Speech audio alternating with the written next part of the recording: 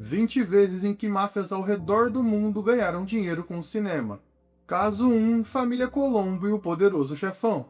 É óbvio que já vamos começar com mais uma figurinha tarimbada aqui desse canal chamado Francis Ford Coppola, né? O Poderoso Chefão não foi apenas o melhor filme sobre máfia. Ele foi parcialmente controlado pela máfia real também durante toda a produção. E não é teoria da conspiração, isso é um fato confirmado pelo próprio produtor do filme. Joe Colombo era o chefe de uma das 5 famílias de Nova York. Em 1970, ele fundou a Italian American Civil Rights League, uma organização que no papel era para defender os direitos dos italo-americanos, mas na prática era uma máquina de pressão sobre qualquer representação negativa da comunidade italiana na mídia, especialmente aquela representação de máfia clássica. A Paramount estava produzindo o maior filme do ano. Para o Colombo, isso era um problema que precisava ser gerenciado. Aí alguns equipamentos de filmagem começaram a desaparecer dos sets de Nova York, sem explicação nenhuma, só sumia do nada. 2 pacotes bem suspeitos chegaram no escritório da Paramount. O produtor Al Rudd recebeu algumas ligações comprometedoras. Tanto que o tom dessas ligações não eram de negociação, era só de instrução, falando o que era para ele fazer ou não fazer. O Rudd se reuniu com o Colombo pessoalmente para você ter ideia. A demanda era simples, cirúrgica e absolutamente específica. Uma palavra deveria ser removida do roteiro, e essa palavra era máfia. O Rudd concordou, e assim o filme mais famoso sobre crime organizado americano de todos os tempos não usa a palavra máfia em um único momento, em nenhum frame. Então sim, uma das cenas mais famosas do cinema mundial, de fazer uma oferta que ele não vai poder recusar, pode ser interpretada até como metalinguagem, porque era a mesma coisa que acontecia nos bastidores do filme. Caso 2, Hollywood vs Chicago Outfit. Antes de falar sobre alguns filmes específicos, você precisa saber de um momento na história em que a máfia não controlou um filme. Ela controlou Hollywood absolutamente inteira. Não é uma metáfora, é um processo federal com o nome, data e réus. A Chicago Outfit, a organização do Al Capone, colocou 2 homens para assumir o controle do IATSE, o sindicato que representava todos os trabalhadores técnicos do cinema. Câmera, iluminação, cenografia, projecionista, todo mundo. Esses 2 homens eram Willie Buff e George Brown.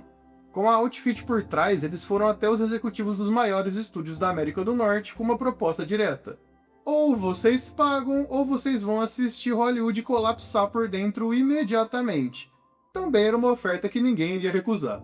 A MGM pagou, a Paramount pagou, a Fox pagou, a Warner pagou, a RKO pagou, todo mundo pagou por diversos anos sem exceção.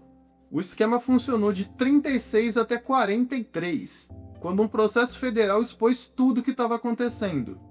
O Brown e o Buff viraram colaboradores da acusação. Frank Nitti, o chefe que havia assumido a Outfit depois do Al Capone, tinha um problema específico com a ideia de ser julgado publicamente. Na manhã do indiciamento formal, ele saiu de casa, caminhou até um pátio de trem em Chicago e encerrou o próprio caso. Sim, o mando foi de Kurt Cobain, o cara que era o sucessor do Al Capone, pra você ter ideia de quanto esse caso é grande. Caso 3, Al Capone e Scarface. Estamos falando do Scarface original de 1932 e não o Scarface do De Palma, tá? Já vou deixar isso bem claro. Inclusive, eu preciso assistir o de 32 para fazer o vídeo do De Palma. Eu não assisti o de 32 até hoje. Eu já vi muita gente falando que ele é melhor do que o remake do De Palma. Enfim, 40 anos antes do Poderoso Chefão, teve outro filme sobre máfia que passou pelo mesmo processo de aprovação. Só que dessa vez, o chefe foi a Los Angeles pessoalmente revisar o roteiro. O Al Capone soube que um filme estava sendo produzido baseado diretamente nele. Um imigrante italiano que sobe no crime organizado americano. O personagem se chamaria Tony Camonte. A cicatriz estava no lugar certo. Todo mundo sabia de quem era aquela história. Então o Capone mandou representantes para encontrar o roteirista Ben Hecht em Hollywood. Não para protestar, mas para garantir que o roteiro tivesse correto. O Hecht entrou em pânico, e com o pânico veio a criatividade. Ele convenceu os enviados com lógica comercial pura. Se o título fosse Scarface, que era o apelido real do Al Capone, todo mundo ia ao cinema achando que era sobre Al Capone. Publicidade gratuita para a máfia, que era melhor que qualquer cartaz. O Al Capone considerou o argumento do roteirista razoável e aprovou o filme. tanto que ele ficou com uma cópia pessoal e guardou até o fim da vida no Museu do Al Capone. Caso 4, Jackie Chan e o A-Ching. Se você acha que a pressão sobre os astros de cinema acontecia só nos bastidores, de forma discreta e elegante, o Jackie Chan vai discordar de você. Isso porque o caso dele foi basicamente um incidente armado. A A-Ching era uma organização sino-americana com base em São Francisco, com influência em todo o mercado de entretenimento asiático da costa oeste americana. Eles foram até o Jackie Chan com uma proposta de participação num projeto que eles financiavam e o Jackie Chan recusou. A resposta não foi uma segunda conversa. O escritório da Golden Harvest em São Francisco foi alvo de ataque com disparos. A mensagem não precisava nem de tradução do mandarim para o inglês. E tem relatos documentados de que o Jackie Chan foi informado que devia à organização o equivalente a cerca de 4,5 milhões de dólares. A justificativa era que a recusa pública tinha causado dano à reputação de quem fez a oferta, no caso a máfia, o que eles chamam de perda de face no vocabulário das tríades. O Jackie Chan nunca confirmou publicamente se algum acordo foi realmente feito. O incidente no escritório da Golden Harvest, porém, está documentado. A única coisa meio cinza dessa história é esse valor de 4,5 milhões. Ele não está 100% assim documentado. Ele já foi relatado, mas nunca foi confirmado judicialmente. Caso 5, Wins Entertainment e a família Hong. Em Hong Kong, nos anos 90, existia uma produtora que era a segunda maior empresa de cinema do território. E você provavelmente já assistiu os filmes dela e você nem sabia disso. Os irmãos Hong, a família com liderança ativa na Sun Yun, uma das 3 maiores tríades de Hong Kong, fundaram a Wins Entertainment, não como uma operação discreta de fachada, como uma empresa abertamente poderosa com os maiores nomes do cinema de Hong Kong. Andy Lau, Sammy Cheng, Simon Yan. Em 92, Jimmy Hong anunciou que estava deixando a produtora. O motivo declarado, reportado pela imprensa de Hong Kong sem cerimônia nenhuma. Ele precisava dedicar tempo integral ao comando da tríade. Sim, essa foi a explicação dada a todo o público, então era bem claro que tudo aquilo ali era coisa da máfia mesmo. A empresa mais célebre da Wins foi a franquia Young and Dangerous. 6 filmes sobre a vida das tríades de Hong Kong com vocabulário real, rituais de iniciação reais e estrutura hierárquica real. Produzido pelas tríades, sobre as tríades, para as tríades. Se em Hollywood a galera tinha que maquiar ali toda a lavagem que estava acontecendo em Hong Kong, isso era descarado. Caso 6, Deep Throat e a família Colombo. Esse é o filme mais rentável que a máfia americana já produziu.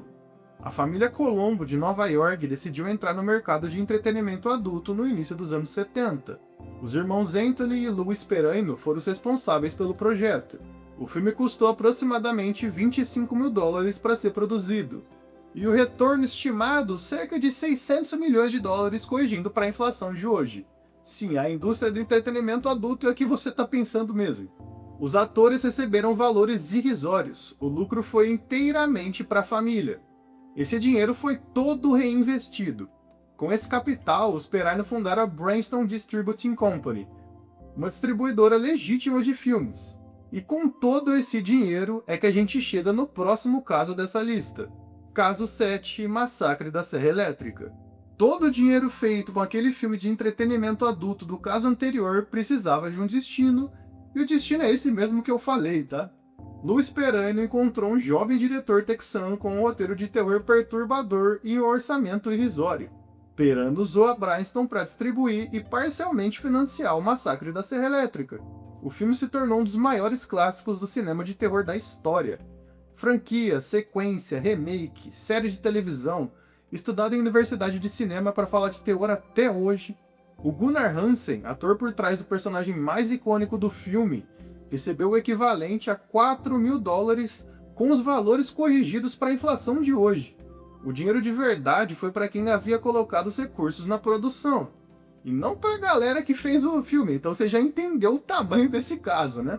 O Hansen e o restante da equipe criticava que jamais receberam os direitos prometidos em contrato. Tentaram processar e descobriram que acionar judicialmente uma família do crime organizado envolve complicações que vão além da questão jurídica. Então sim, Massacre da Serra Elétrica só existe porque as máfias de Nova York precisavam lavar um dinheiro que eles tinham feito com um filme daquilo mesmo. Caso 8, Narcocinema no México. Agora a gente vai falar sobre os cartéis de Sinaloa, do Golfo e de Tijuana. Em todos os casos anteriores, o crime organizado entrou no cinema de forma subreptícia, pressionando, lavando dinheiro, infiltrando por trás das câmeras, fazendo coisas desse jeito. Agora no México, eles simplesmente criaram um gênero inteiro. E sem nenhum escrúpulo, tá? O narcocinema é um segmento do cinema mexicano de baixo orçamento, com mais de 30 produções por ano nos anos 2000. Esse gênero existe especificamente para retratar e glorificar figuras do mundo do crime, financiado diretamente por quem é retratado nessas produções. Os líderes de organizações criminosas do México encomendavam filmes com a mesma naturalidade que eles compravam mansões ou contratavam músicos para festas privadas. Eles tratavam como investimento em narrativa pública, para ser visto como herói pelo povo. Diretores eram contratados para viajar até regiões controladas por essas organizações e filmar no local. Não tinha nenhuma negociação sobre o conteúdo ou o roteiro, só havia instrução, faz aquilo, não faz isso. O mesmo sistema se aplicava aos narcocorridos, músicas laudatórias do mesmo universo. Cinema, música e rádio, uma máquina completa de produção de conteúdo financiada pelo crime organizado mexicano. A BBC documentou o fenômeno em 2010. Já o New York Times documentou só em 2013. Não é segredo, é um mercado paralelo de propaganda que opera há décadas, com distribuição em DVD e mais recentemente no digital. É o sonho de Hollywood, né? Não tem regulação nenhuma, você vai fazer só o que eu quero e tá bom. Raji Mastan e o nexo Bollywood Crime. Para entender o que aconteceu com Bollywood nas décadas seguintes, você precisa começar com um homem que não era diretor, não era produtor e não era ator. Era um contrabandista de ouro que chegou de trem a Mumbai aos 8 anos de idade. Raji Mastan era tâmil, criado na pobreza, sem contatos e sem capital. Nos anos 60 havia se tornado o maior contrabandista de ouro na Índia. Nos anos 70 era uma celebridade pública em Mumbai. Tinha amigos políticos, amigos nas artes, um perfil de homem de negócios muito bem sucedido. Mastan começou a investir em Bollywood com a lógica de qualquer empresário com capital que precisava de circulação limpa. O dinheiro entrava como investimento de produção e saía como retorno legítimo de bilheteria. Você já conhece a cena da máquina de lavar, né? Mas havia algo além da lógica financeira. Mastan queria legitimidade cultural. Ele queria ser parte de um universo glamuroso que ele frequentava. Dom, de 1978, com Amitabh Bachchan, um dos maiores filmes de Bollywood de todos os tempos, é diretamente inspirado nele. Mastan viveu para assistir seu próprio mito transformado em herói popular na tela grande, com o ator mais famoso do país no papel principal. Ele criou a fórmula, tudo que veio depois em Bollywood seguiu essa mesma lógica em escala muito maior. The Cotton Club e a Chicago Outfit. Francis Ford Coppola, olha o homem aparecendo mais uma vez na lista, ele tá querendo competir com o Kubrick aqui no canal. Diferentemente de O Poderoso Chefão, dessa vez ele provavelmente não sabia exatamente com quem ele estava lidando, até que ficou impossível ignorar. The Cotton Club custou mais de 47 milhões de dólares em 1984. O produtor Robert Evans tinha um sério problema de financiamento. O coprodutor que o Evans tinha trazido para o projeto era o Roy Radin, produtor de espetáculos com acesso a capital. Radin desapareceu em maio de 83. Seu corpo foi encontrado semanas depois num cânion no interior da Califórnia. A investigação apontou para a companheira do Evans, ligada ao comércio ilegal de estimulantes como pessoa de interesse no caso. Com Radin fora do projeto e o financiamento em colapso, Evans recorreu aos irmãos do Money, hoteleiros de Las Vegas com forte conexão com a Chicago Outfit do Al Capone. Os do Money colocaram todo o dinheiro. O set passou até a contar com segurança adicional fornecida pelos contatos deles. Então sim, o Coppola fez 2 filmes com financiamento ali. Um ele sabia, o outro ele descobriu e já estava tarde demais, né? Mas isso diz mais sobre o Coppola, sobre a máfia ou sobre o método hollywoodiano. A família Gambino ia atrás da Porta Verde. Os irmãos Mitchell produziram um dos títulos mais conhecidos do mercado de entretenimento adulto americano dos anos 70. Diferente dos casos anteriores, eles não faziam parte do crime organizado, eles foram vítimas dele. Representantes da família Gambino, a organização mais poderosa de Nova York, apareceram para os irmãos com uma proposta de parceria. Os termos eram os seguintes: 50% do lucro. Em contrapartida, absolutamente nada. O valor era muito simples, você só não podia recusar o que eles estavam oferecendo. Então, Era um negócio ali bem vantajoso para eles, tá? O problema é que os irmãos falaram não. Então a cópia master original do filme desapareceu. Centenas de cópias não autorizadas inundaram o mercado americano, destruindo qualquer possibilidade de retorno financeiro legítimo para os criadores. A mensagem foi muito clara: com os Gambino não tem segunda reunião, eles levaram um boi que não ficaram com a boca cheia de formiga. Isso aí acabou saindo até no lucro deles só terem perdido dinheiro. Caso 12, Kobe Genosha. Até aqui, todos os casos envolvem algum grau de discrição. A máfia entrava pelas sombras através de intermediários, pressões silenciosas e empresas com nome genérico. Com exceção, é claro, do caso de Hong Kong que eu contei.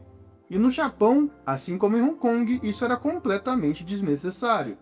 Em 57, Kazuo Otaoka, líder da terceira geração da Yamaguchi Gumi, a organização criminosa mais poderosa do Japão, registrou uma agência de entretenimento no seu próprio nome. A empresa se chamava Kobe Genosha. Em poucos anos, se tornou a agência de talentos mais influente do Japão. Não tinha subterfúgio, não tinha empresa de fachada, não tinha nem intermediário.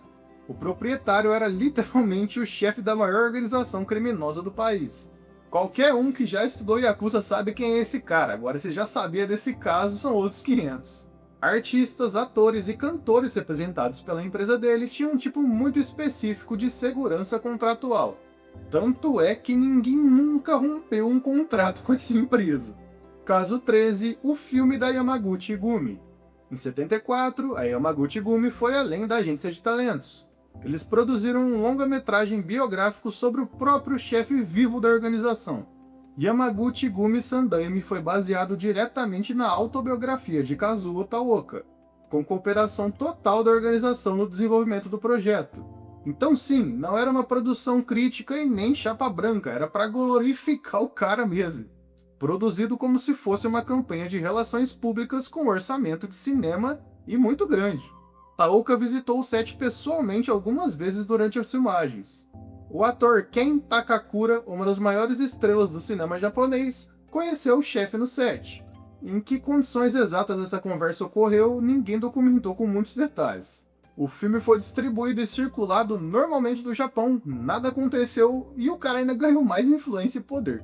Burning Productions e a Inagaka Wakai. Os casos japoneses anteriores são históricos, esse é atual, acontece até hoje, velho. A Burning Productions foi fundada em 71 com capital da Inagaka Wakai, a segunda maior organização do crime organizado japonês. Com o tempo, tornou-se a agência de talentos mais poderosa do Japão moderno. Os maiores nomes do entretenimento japonês passaram pela Burning. O alcance da empresa é comparado ao de uma major americana de entretenimento. Em 2007, vazaram documentos da polícia falando que tinha envolvimento da máfia com a Burning.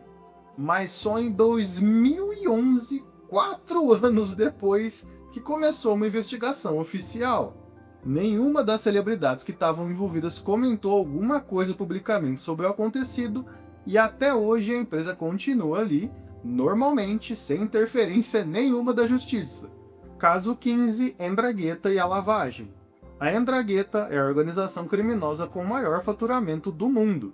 Isso eu acho que não é novidade para ninguém, né? Mais do que a máfia da Sicília, mais do que as máfias americanas, mais do que os cartéis colombianos, mais do que as facções do Brasil e mais do que todo mundo. E uma parte considerável desse capital passou pelo cinema.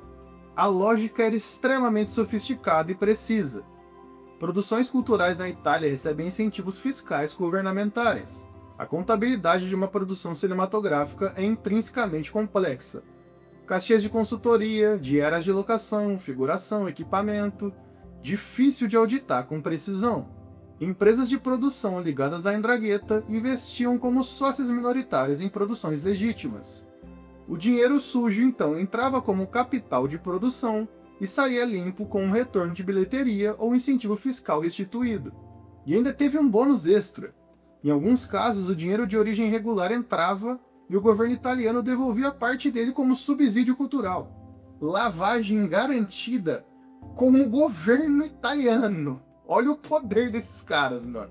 A Operação Crimine, realizada pelo Ministério Público de Reggio Calabria em 2010, identificou empresas de produção audiovisual entre os veículos de lavagem da organização. Os títulos específicos permanecem sob sigilo judicial. Anime Neri, de Francesco Munzi, indicado ao Oscar de melhor filme estrangeiro, retrata exatamente esse universo por dentro. Famílias calabresas com negócios aparentemente legítimos que funcionam como cobertura para o crime organizado. É tratada como ficção, mas é uma ficção muito bem pesquisada. A Camorra e o cinema napolitano. Em Nápoles, a Camorra nunca precisou financiar produções. Ela controlava quem as exibia.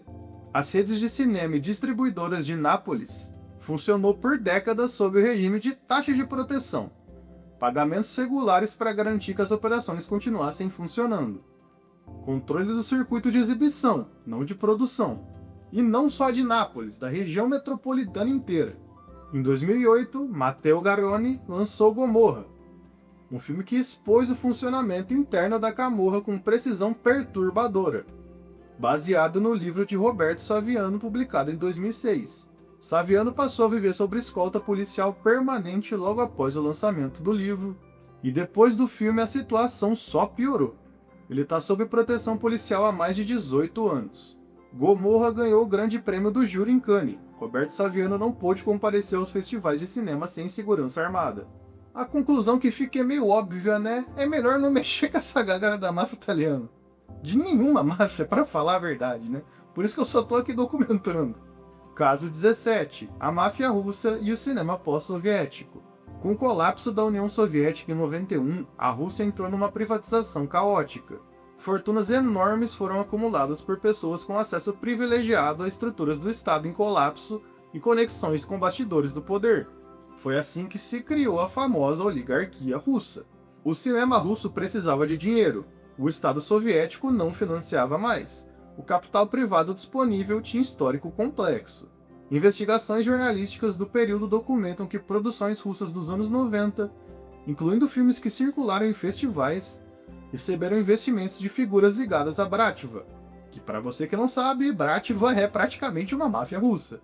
E esse investimento não aconteceu por amor à arte, e sim porque ter os nomes nos créditos de um filme de festival dava um tipo de legitimidade cultural que não era possível comprar de outra forma. Brat, de 1997, do Alexei Balabanov, um dos filmes mais influentes no cinema russo pós-soviético, retrata exatamente esse período com precisão incômoda. Um país onde a lei e o crime eram categorias intercambiáveis, onde os mesmos homens operavam em ambas esferas simultaneamente. Caso 18, Underbelly e o crime organizado australiano. Esse caso é diferente de tudo que você viu até agora.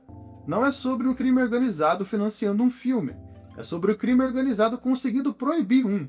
Underbelly foi uma série australiana lançada em 2008 sobre a guerra do crime organizado em Melbourne, que aconteceu de 95 a 2004. Um conflito que resultou em mais de 30 mortes registradas. O problema, vários dos personagens retratados ainda estavam sendo julgados criminalmente quando a série foi ao ar. Advogados de defesa argumentaram que a exibição influenciaria a percepção dos jurados. A Suprema Corte de Vitória emitiu uma injunção judicial proibindo a transmissão de Underbelly em Melbourne, a cidade onde os crimes haviam ocorrido e onde os julgamentos estavam em andamento. Foi a primeira vez na história da Austrália que uma produção televisiva foi censurada judicialmente por razão de processo criminal ativo. O restante do país assistia a série normalmente. Melbourne ficou de fora enquanto seus próprios crimes viravam entretenimento nacional. As pessoas que moravam lá tinham que usar VPN para assistir uma série sobre os vizinhos. Então sim, eu quebrei uma barreira aqui para falar de TV em vez de cinema, porque esse caso é muito mind-blowing, mano. Caso 19, The Company, de Daoud Ibrahim. Já citei no vídeo sobre as conspirações que são verdades sobre o cinema, mas vou citar de novo. Daoud Ibrahim está na lista de terroristas mais procurados do mundo, pela Interpol, pela FBI, pelo governo americano e pelo governo indiano. Mas antes de ser isso, ele foi o homem que controlou a maior indústria de cinema do mundo por quase 2 décadas. Sim, se você não sabe, a Índia produz mais filme que os Estados Unidos e já faz tempo. A The Company estabeleceu em Bollywood nos anos 80 o que a Chicago Outfit tinha tentado em Hollywood nos anos 30. Com uma diferença importante: funcionou por muito mais tempo e em muito mais filmes sem um único processo federal que derrubasse o esquema. O modelo era do Rajimastan que eu falei, só que em escala industrial. Empresas de fachada investiam como produtoras parceiras. Produtores que recusavam participação recebiam ligações estranhas. As ligações não deixavam margem para interpretação. Abu Salem funcionava como agente de pressão da D-Company dentro de Bollywood. Quando Salem foi detido em Portugal em 2000 e extraditado, as autoridades apresentaram 26 gravações de chamadas telefônicas como prova no processo. Então sim, o cara que foi detido lá em Portugal, ele estava fazendo 26 ligações, 26 que foram documentadas, com estrelas da maior indústria de cinema do mundo. A magnitude real do controle ficou evidente depois de março de 93, quando uma série de explosões coordenadas atingiu Mumbai. Ibrahim é acusado de ter organizado esses ataques. A indústria que ele havia protegido por anos era agora associada ao maior atentado da história indiana. E sim, até hoje ninguém sabe onde esse homem tá. Reza a lenda que ele tá no Paquistão, mas aí pra Índia pegar ele no Paquistão é praticamente impossível, né? Caso 20, Escobar e a fábrica de conteúdo no cartel de Medellín. Pablo Escobar não esperava que alguém escrevesse sua história, ele mesmo cuidava da narrativa.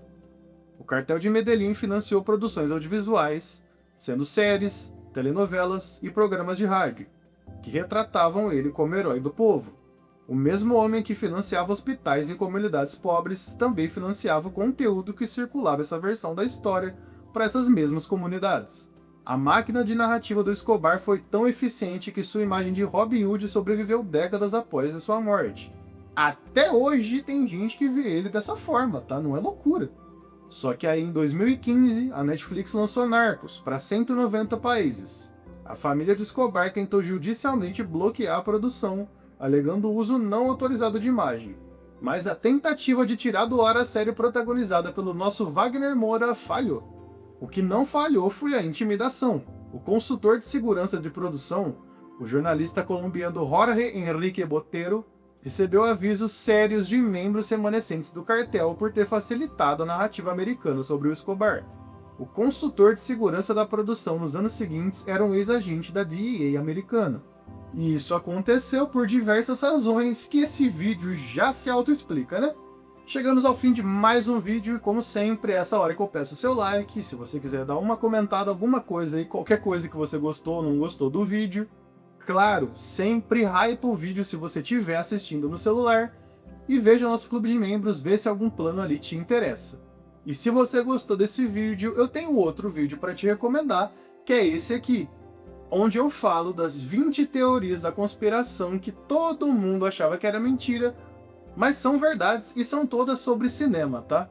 Corre lá, garanto que você vai gostar, vale muito a pena assistir. Um abração para quem ficou até aqui e fui!